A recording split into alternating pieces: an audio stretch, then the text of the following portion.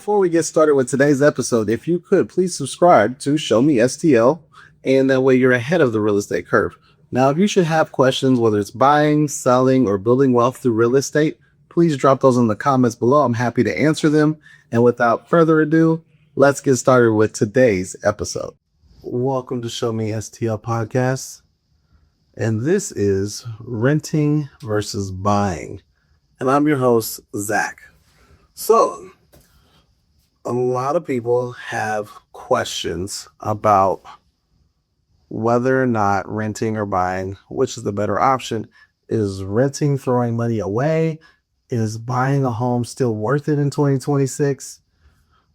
And there's confusion on both sides. And it's justifiable, right? So on the one side, you got the high interest rates, you got raising rents, you got a lot of social media noise as well as your political news cycles. And so, again, Show Me STL is about clarity, not pressure. So we're going to dispel a lot of information here today. And so with that being said, let's get into it. Renting is not bad. Buying is not always right? And so by the end of this episode, you're going to know as the listener which direction is going to better suit your life and what you have going on, because life always changes and adapts and evolves, and you have to adjust and pivot. So this is going to be very helpful for you if you're not sure exactly which category best suits your needs. So let's talk about the unique 2026, 2025 market dynamics, right? You got higher interest than pre-2020. You have rent increases and continuing nationwide to unprecedented amounts, and you have limited housing inventory still. So you have buyers feeling priced out. You have renters feeling stuck because they don't think they can buy a home, and at the same time, rent keeps going up, so you can't go move somewhere else unless you're moving farther out. And I want to make sure we take a quick moment just to say the best decision is not an emotional one. It's being strategic. Let's talk about the pros of renting. It provides you flexibility to move for jobs, lifestyle changes, relationships. There are lower upfront costs. There is no down payment, no closing costs, right? Predictable short-term expenses. Maintenance and repair responsibility is very limited, if at all, depending on what you choose. Access to amenities without ownership costs. If something breaks, you just pick up the phone and you have to wait a couple of days. And there's no risk if the market should dip. And those are very good pros, right? And if you find yourself being a very young professional, moving to a brand new city, buying a home is not going to be an ideal situation unless you know you're going to be there for the long term. You might be transitioning and learning a new job role, and you have to do that in a different city. Again, renting 6 months to a year is going to be a more ideal situation than purchasing an entire home. It's a very long process. And when I say long, I mean 30 days, whereas renting a space can happen as little as 48 to 72 hours. So vastly different timeframes depending on what you need to accomplish and how quickly you need to accomplish it. But while there's pros, let's talk about some of the cons. Right now, rent keeps increasing, often annually. So as you go to sign your next lease, it's dramatically increased from what it was the year before, and it's the same space. And that doesn't feel good. There is zero equity or wealth building happening while you rent. There's very limited stability. The non-renewals, you have a certain amount of time before you're able to renew the property. And then let's say you're uncertain and somebody else wants to live in that particular building, then you get bumped. And then now you decide you do need to rent, but now you got to pick up all your stuff and move it into another room. And that's, again, time consuming, and it doesn't feel good. And again, you're probably spending more. Another thing that has been occurring a lot recently, especially in the St. Louis market, is that the landlord is selling the property because tenants aren't what they were back in the day. and it used to be small families, and it's becoming quite larger, or it's, an affordability issue, not taking as well care of the property. And so you have a lot of landlords selling the property, and then that puts you as the tenant in a situation. Now, just to provide additional clarity, if your landlord is successful in selling the property while you're still a tenant, the new owner slash landlord does not have legal grounds to kick you out of that property until your lease is expired. He does have the ability to not renew your lease and say, yeah, no, at this time we'll be making some adjustments. And then, yes, you would have to vacate the property. But just because he buys it in the middle of your lease, you have until the end of your lease to legally stay in the property. A lot of people don't know that. And so I like to make sure to spell it out. I myself, years ago, was in a situation where I was renting a property and it was bought out. And me having a curious background, I looked into it and I was able to get compensated to move out prior to the end of my lease versus staying there. So that sometimes that can be an option too. It just all depends on the situation.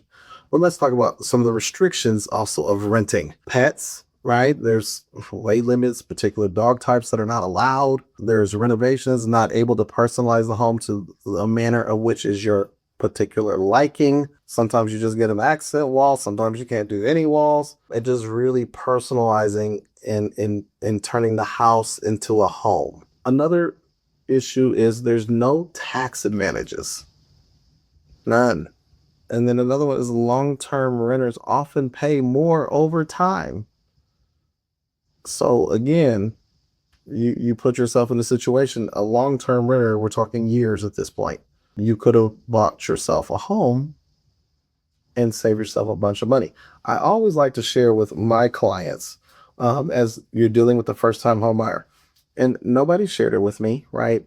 And it became something that somebody sat down and broke it down for me, and I was like, oh my God, this is crazy. So if you want to upset yourself for the day, go ahead and whip out your calculator. And if you say on average, and in my particular case, I moved over to St. Louis in 2010, and I've been over here since. And from 2010 to 2017, and really I came over a little bit before then, but I kind of bounced back and forth. So we'll say 2008 to 2014. I was renting those, 7 years? And go ahead and ballpark that at about between $800 and $1,100 a month in rent. And we'll just use $1,000 as a smooth average just to keep the math simple.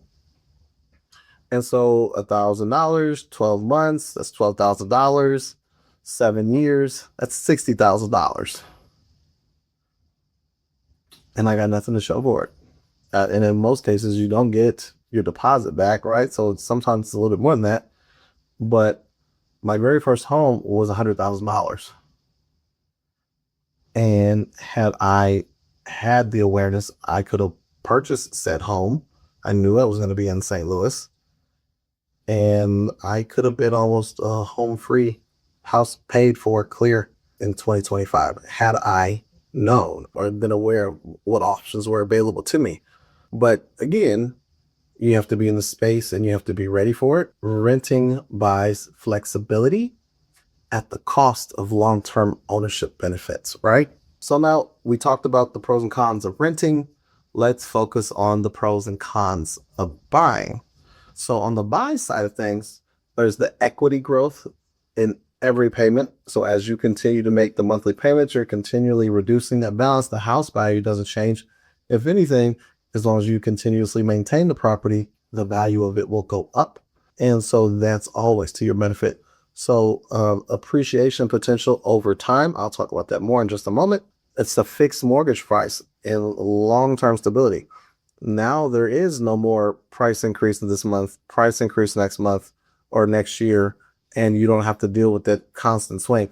I stayed in Kensington Square back in 2009 in Florissant, and the 2 bedroom, 2 bath apartment was 680, right? And I know those numbers sound asinine now, right? Today, it's roughly $1,600 to stay in that same exact apartment. So that's double and then some from that time frame to that time. So it's consistently went up over time. And that's just the nature of the beast. Whereas your home mortgages are 15 and 30-year increments and they don't change. So then you have tax benefits. Now, a lot of people don't realize this, but you get tax credits and discounts, both insurance and on your taxes at the end of the year. Another added benefit to having a home, you have creative freedom. You can make your house pink if you want to. You can renovate as much as you like, change things up if you don't like it. You don't necessarily have to get permission in most cases, but in certain cases you do. I do. When you don't get a complete free will, but painting wise, absolutely you can do whatever color you want. And when I tell you in the real estate business, I have seen some rooms. Wow. I had a room that was literally the Taste the Rainbow, Skittles.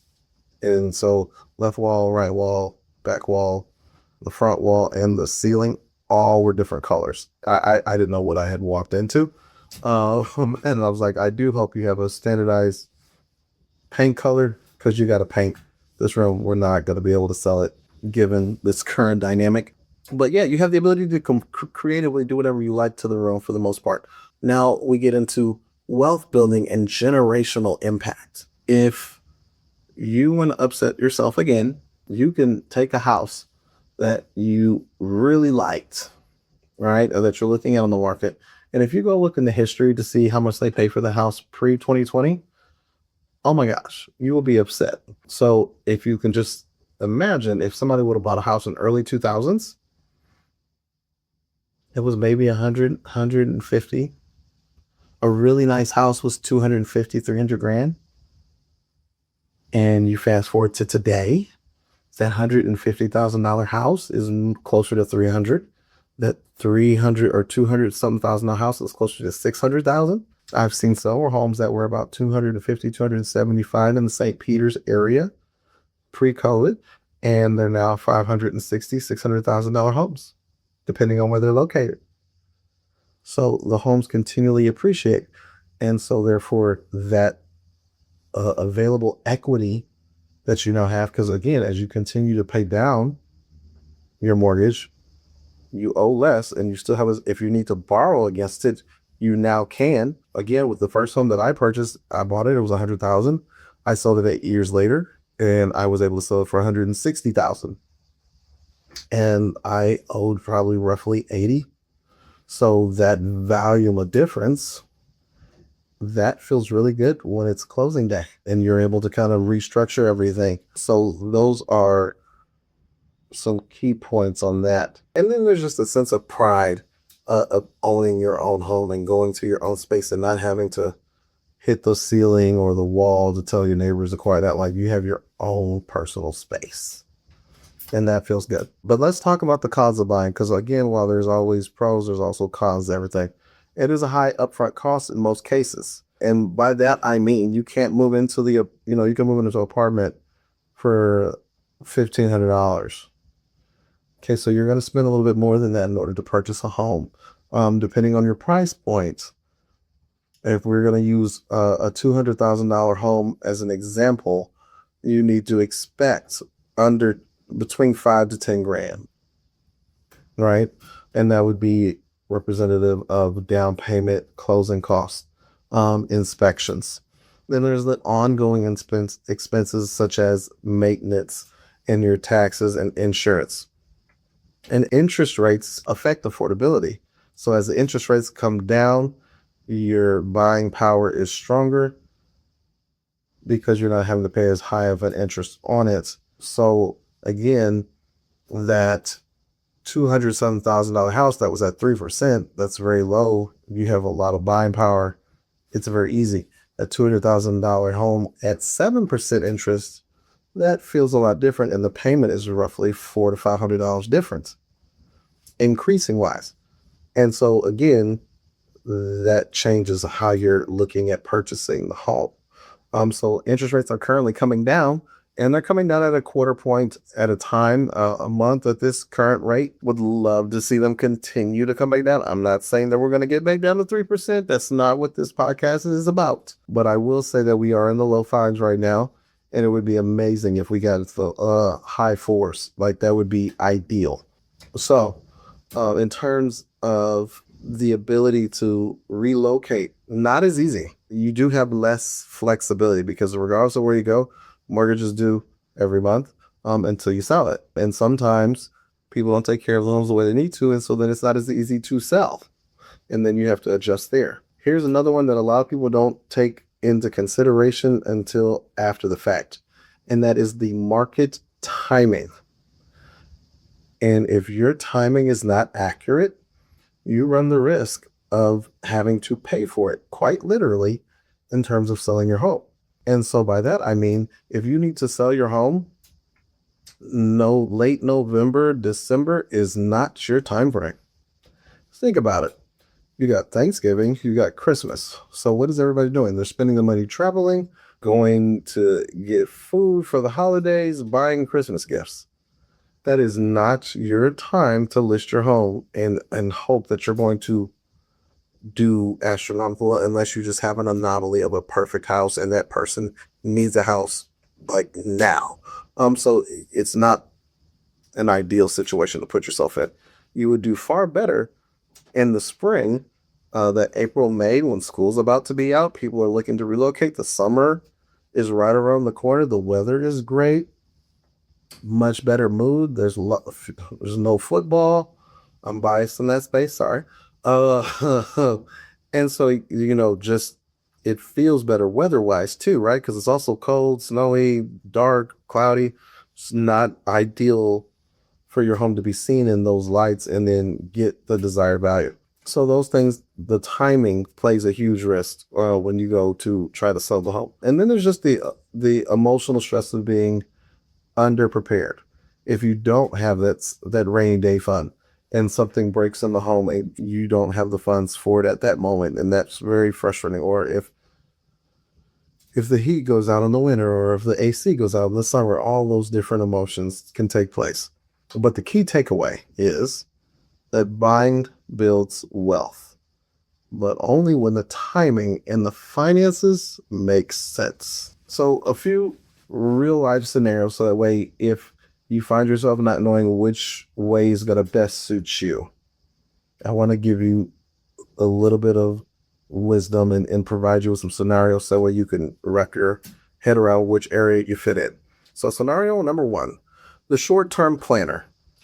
Staying in the area for less than 2 to 3 years, renting is going to make more sense for you. If you know you're only going to be there for a short period of time, it does not make sense to purchase, right? Scenario number two, if you're a stable professional or you have a family, then you're more than likely already making a steady income. The family's definitely not going anywhere. So you're going to have a lot more long-term plans, and buying is going to generally outperform the renting financially. It's going to be a lot more feasible for you. And then you'll get the payoff on the back end when you decide to downsize, or if you need to sell and go bigger, you can, and have a little bit of a nest egg.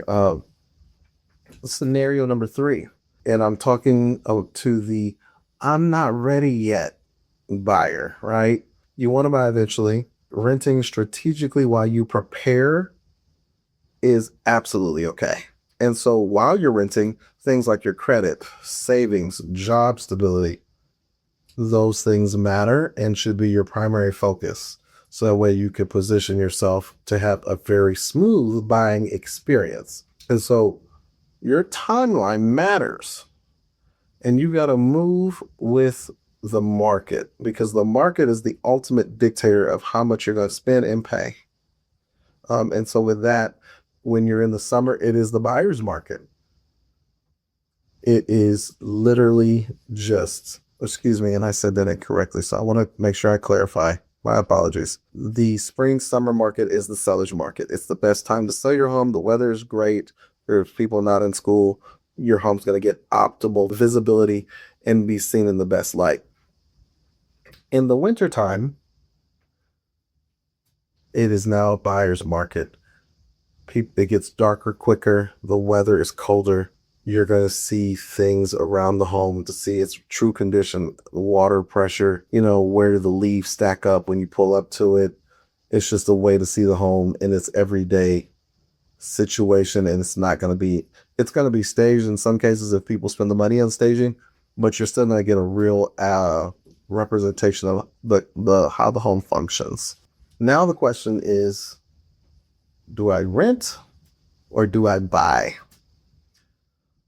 Again, I'm going to ask you 5 questions to help you narrow down which side you fall on. How long do you plan to stay where you're living? That's number 1, right? And again, if it's a short period of time, then rent. If you're going to be there for 5 years, buy is going to be more optimal. Can you comfortably handle the upfront costs? And again, there's methods that we can do to help reduce the upfront costs on the buy side, but it is still significantly more than renting. So if you don't have money saved and you are in a financial crunch, then renting is perfectly acceptable. Do you need the flexibility or the stability right now? What's more optimal to you? Do you have your dream job role right now, or are you 1 or 2 positions away from it? If you need more flexibility because you don't know where you could end up, renting is going to make more sense. If you have your dream job and you're thriving and you're stable, then buying is going to be appealing. Are you prepared for the maintenance and the repairs? Do you have the funds set aside to where something should happen, you can continuously move forward uninterrupted, so to speak, or unbothered? And so if you do have the rainy day fund, is what I like to call it. That's what my mother has always called it. And that's typically anywhere from $1,000 to $2,000 sitting in a savings account, just sitting there for when something's going to break. Because believe me when I tell you, something always going to break. And if not, again, the renting, they're going to incur those expenses, and all you got to do is make a phone call. Unless, of course, you damage it yourself, then you're subject to having to pay a deductible. But we're going to say for this scenario, you didn't do the damage. So then it's just a phone call. And the last question, am I thinking short-term comfort or long-term wealth? Because it's very easy to go ahead and move into an apartment for a year or 2 and not have to worry about it. At the same time, if you're going to be there for a long period of time, it makes a lot of sense to spend a little bit more up front so that you get it on the back end. Because again, I spent $60,000 in apartments, but when it was time to move out of them, I didn't get anything back. When you buy and then sell, as long as you take care of the property, I have to emphasize that part, you generally will get back a good portion of what you spent. And then you're in a position to where now, okay, when I bought my first house, I only had $5,000, but now I have $25,000. I know I can go buy a similar house for probably $7,000 to $8,000 out of pocket. And now I've pocketed that additional surplus. And now I have my rainy day fund. I have my new car fund. I have my trip fund. So I have all those different options now by doing the long-term wealth route. And I encourage you to just be honest with yourself and not emotionally answer those questions. So let's talk about myths that we just need to knock out. Renting is throwing money away. Not always. To purchase a home, you need 20% down. 1,000% false. Now is a bad time to buy. That depends on you. That does not depend on social media. Buying locks you in forever. Homes are tools and investments, so they are not prisons. So you got to go with the right move that aligns with your finances, your lifestyle, and your future goals. Whether you rent or buy, the goal is the same: security, freedom, and progress. And the smartest moves are the ones that you make with clarity. Now let's map out your plan, and there's no pressure. It's simply strategy. So if you're preparing to buy and you're currently renting, I just want to give you this quick rundown. You want to make sure you're renting with intention. You want to make sure you're credit ready. And so if you're not credit ready, this is the opportunity where you can sit here and instead of going out to eat, the money that you would spend going out to eat, you put on your credit cards and you pay those down, and get yourself under a 30% debt income ratio, because that's what you need to achieve to make yourself appear optimal. You want to make sure you're saving with a purpose. You want to make sure you're managing your debt before you're buying, which I just spoke to. You want to know what you can truly afford. I cannot tell you how many times, oh, Zach, I got my pre-approval. I got $300,000 pre-approval. Do you know how much that mortgage payment is? No, but I got a $300,000 approval. So go ahead and call your lender back and thank them for that. And then say, hey, how much money do I have to put down in terms of a down payment on that $300,000 house? And then what is the mortgage payment on that $300,000 house? If you could give me a rough scenario. Oh, I don't want my monthly payment that high. So then we don't need to worry about how high you can buy. We want to make sure that you're buying from a space of comfort. So asking that question is a huge one. Talking to the lender early. It is perfectly okay for you to reach out to a lender and you are 6 months to a year out from buying, because they're going to equip you with the information that you need to know so you can have a smoother process to do so and buy. They can look at your credit, see where the pain points are, and then give you information and then guide you on how to properly put yourself in a situation that will be successful for purchasing a home. Whether that's, hey, you know what? You got 4 different credit cards. You need to get them down to these limits. Or, hey, we need to look at potentially condensing this and that, or you need to pay off this card to put you in a better position. Whatever that might look like. Everybody's situation is different, but they literally inform you and give you a step-by-step, play-by-play on how to put you in a position to achieve your goal of purchasing a home. Market education while you rent. Definitely need to learn about the market. There's programs that are available that will give you money to purchase a home depending on where you're looking. And that applies here in St. Louis. There's a program currently out there right now that gives you almost $5,000 towards purchasing a home. That's a lot of money. So I'm definitely making sure you familiarize yourself with that. Getting your financial information in order and readily available. Avoiding costly pre-buyer mistakes. Getting your team assembled to purchase a home. Creating your own personal buying timeline. And then just understanding and planning for, okay, it's 2026, it's January. I want to be in my new home before January 2027. And what is that going to take? And what does that look and feel like? So in closing, the Show Me STL podcast, the goal is simple: clarity over confusion, strategy over pressure. Today was not telling you about whether you should rent or buy. It's about helping you understand how to prepare so when the time comes, you can move from a position of confidence, not uncertainty. If you're renting right now, that does not mean you're behind the 8 ball. It means that you have an opportunity, and in order to strengthen your opportunity, you can focus on your credit, organize your finances, understand what you can truly afford, and learn how the market works before your emotions ever get involved. We talked about some chapters about how you could go about preparing to buy while you're renting today. And in true form, like, each of those chapters kind of deserves a deeper conversation, and I will work towards in future episodes doing exactly that and breaking them down in a more step-by-step form. I just kind of wanted to highlight them today, but we will definitely go through them so that you're informed and you're ready. Because here in St. Louis and everywhere else, if you're listening elsewhere, it's perfectly fine. This still applies. The smartest buyers are not the fastest buyers. It's the ones that are the most prepared. And on Show Me STL Podcast, that's what I'm going to help you become.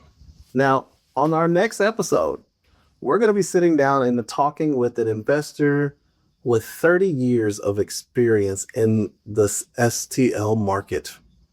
And I've known him for a few years, and he's helped with a testimonial that you've already heard. And his work is impeccable. His knowledge is overwhelming, and it's going to be really good. I can't wait to sit down with him and pick his brain and see what new gems I learned. Tune in with us next week. Thanks for watching.